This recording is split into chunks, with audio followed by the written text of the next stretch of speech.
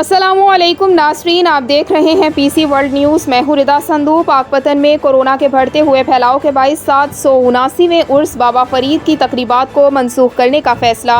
अब्दुल हमाद की तफसीलात के मुताबिक उर्स की सदियों से जारी रसूमात सिर्फ अलामती तौर पर अदा की जाएंगी। बहिश्ती दरवाज़ा 5 रोज़ की बजाय सिर्फ 2 रोज़ के लिए अलामती तौर पर खोला जाएगा। उर्स की तकरीबात में आम ज़ायरीन को शिरकत की इजाज़त नहीं होगी।